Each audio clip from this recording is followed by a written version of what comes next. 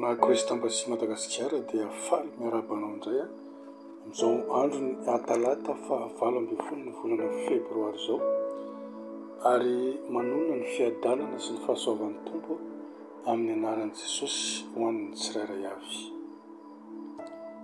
Ny rapsodian'ny famarinana orenisika androany dia mitondra ny lohateny teny velona sy miasa. Hitantsika ao amin'ny Hebreo 4:12 mivaky toy izao amin'ny anaran'i Jesosy: fa velona sy mahery ny tenin'Andriamanitra ka maranitra noho ny sabatra roa lela, ka manindrona hatramin'ny fampisarahana ny aina sy ny fanahy, ary ny tonona sy ny tsoka, ary mahay mamantatra ny eritreritra sy ny fisainan'ny fo.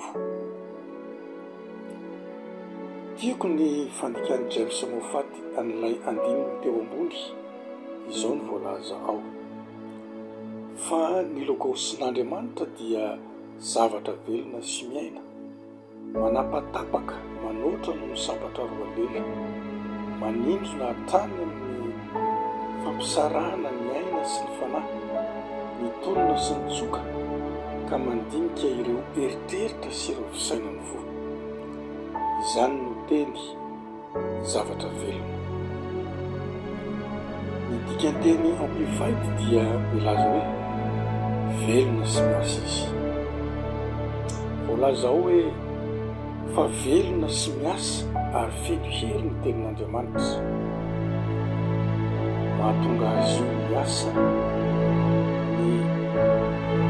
ny sy mampatanjaka ary mahomby.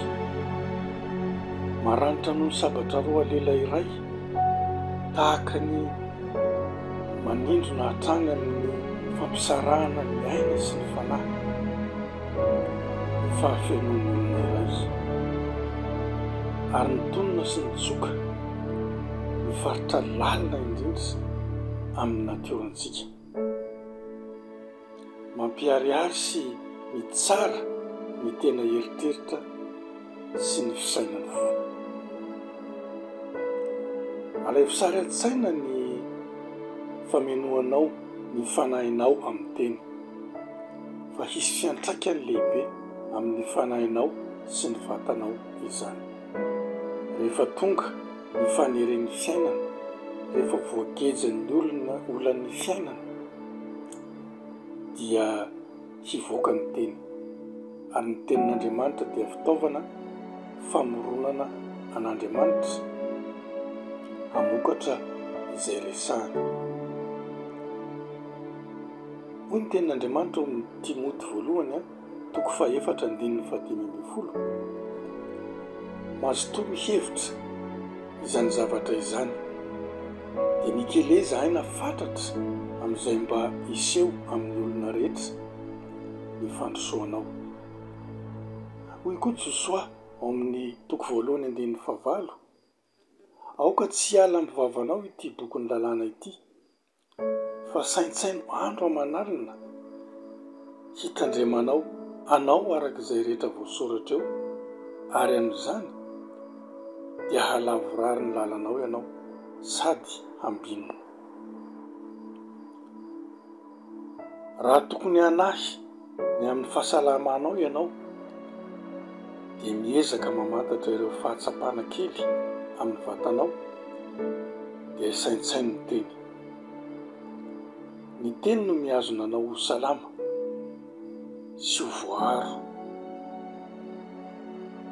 Raha miatrika zavatsarotra ianao, dia valeo amin'ny teny. Ny tenin'Andriamanitra dia mihazona ny hery hanovana ny toe-javatra sy hitondra fiainana amin'ny lafin-javatra rehetra. Alleluia. Ndao iarahantsika manao izao vavaka izao. Ray malalo, misaotra anao noho ny herin'ny teninao velona sy mitoetra atao anatiko, feno hery sy mampatanjaka ahy, ary mahomby ny teninao, ary ambarako fa mitondra vokatra eo amin'ny fiainako izany. Laviko ny tahotra sy ny fanahiana na inona na inona, fa mamotsitra ny teninao aho amin'ny